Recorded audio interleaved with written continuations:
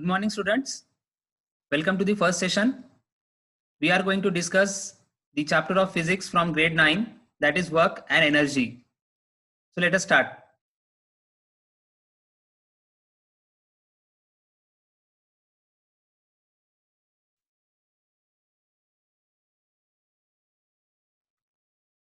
In this chapter, we are going to learn the concept of work, its definition, formula, its types, then concept of energy and different forms of energies. So let us begin with the first one, that is work. Now from this first slide, what you can observe, just came across the first picture. The weightlifter is lifting the weight cups. In the second one, the car is moving. In the third one, the boy is carrying the trolley. And in the last one, the man is throwing the ball. Now there are two parameters which are common in all these four examples. What are those? Let us discuss. In the first one, the man is lifting the weight cups. So he needs certain amount of force. So with the help of that force, he is able to lift the weight cups. He is able to lift it up and bring it down.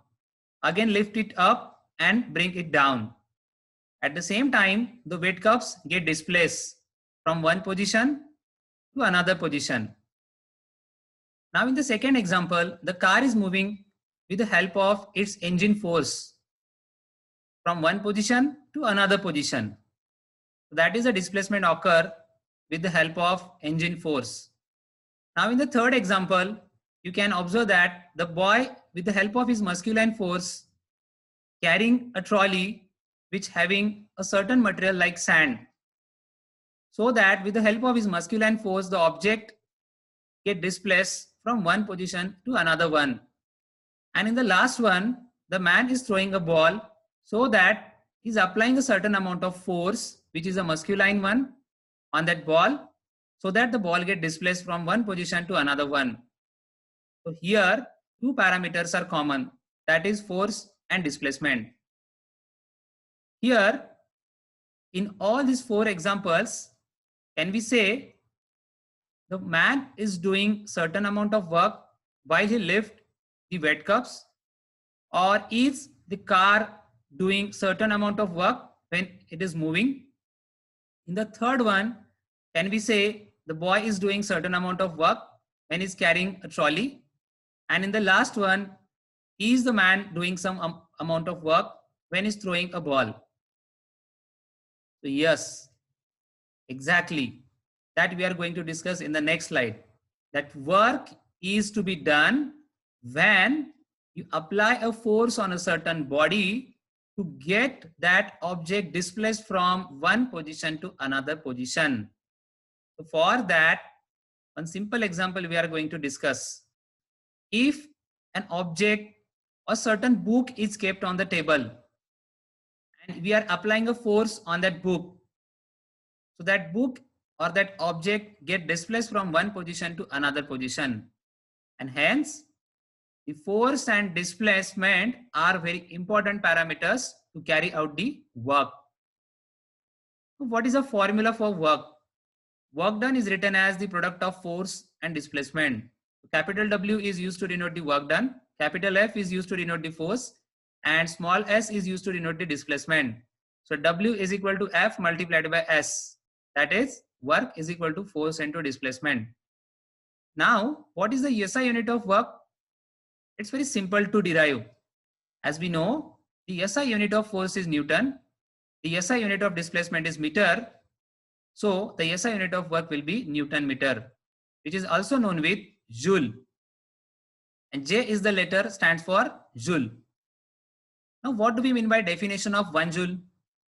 Or when could we say the work done is 1 joule? Let us discuss.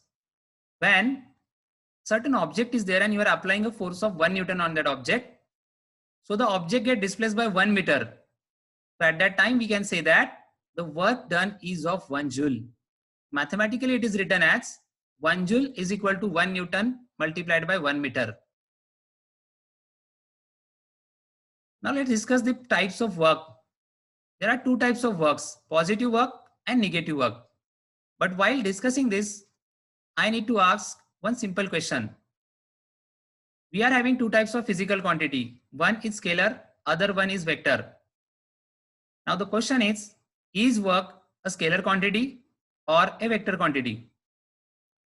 Exactly. The work is a vector quantity. Now why is it so? It is very simple. Just have a small recap. Work is written as force into displacement. Now if force is a vector quantity, so the multiplication of one vector quantity into displacement, that is a vector quantity, so that the work will also be the vector quantity. Now as work become a vector quantity, it possesses both magnitude as well as directions. Now when could we say the work is positive or negative? For that, let us discuss the image at the right hand side of your slide. Initially, the object is kept at the ground and man is lifting the object with the help of some force in the upward direction. It is represented in the diagram with the blue color arrow and the letter capital F. When the man is lifting the object from ground in the upward direction, the direction of that force is in the upward direction. And at the same time, that object gets displaced from bottom to top. It means it is in the same direction of force applied. So both the force and the displacement are in the right direction, or we can say they are in the same upward direction. So which type of work is to be done? Exactly, that is the positive work. When the force is in the direction of displacement, the work done is positive. Now when could we say the work done is negative? Again, let us discuss the example. At the moment when man is lifting the object, the force is applying is in the upward direction. But at the same time, that object is also subjected to the gravitational force of acceleration, which is represented with capital W and red color arrow, which is indicating in the downward direction. There you can check the direction of the gravitational force and the displacement are opposite, because in the previous case displacement is in the upward direction but the gravitational force is in the downward direction, which is denoted with the capital W. So if displacement and force are in the opposite direction or vice versa, displacement is in the downward direction or the force is in the upward direction, there we can say the work done is negative. Now let us discuss the concept of energy. Energy is nothing but the capacity of doing work, and it's having the same unit as that of the work. Now why is it so? Let us discuss the simple animations over there. Just came across the first one. The man is not able to lift the ball. He fails to lift the ball. Why is it so? And in the second animation, you can observe the man is succeeded to lift the box and is able to keep it on top of the table. Again the question, why is it so? Let us discuss. Can we say in the first case the man don't have proper or sufficient amount of energy so that he fails to lift the ball, and in the second case the man has sufficient amount of energy so that he succeeded? So from these two examples we can say that more is the energy, more is the work done, and less is the energy, less is the work done. So they are in direct proportion with each other and having the same SI unit. Now let us discuss the different types of energies.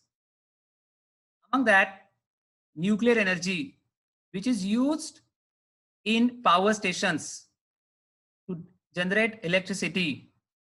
And thermal energy is also known with the heat energy, which is used for the cooking purpose. Then electric energy is used to run the household or electric appliances. Then chemical energy is stored in the dynamites, which is used for the mining purpose. Magnetic energy is used in electric motors and electric generators. And potential energy is stored in the water, the dam, which is then converted into kinetic energy, and they are used to run the turbines, which is further generates the electricity at hydroelectric power stations. So these are the different forms of energy and their applications. So in the next session, we will study in detail about the potential energy and kinetic energy with their definitions, derivations, and examples. Now we'll stop. Thank you.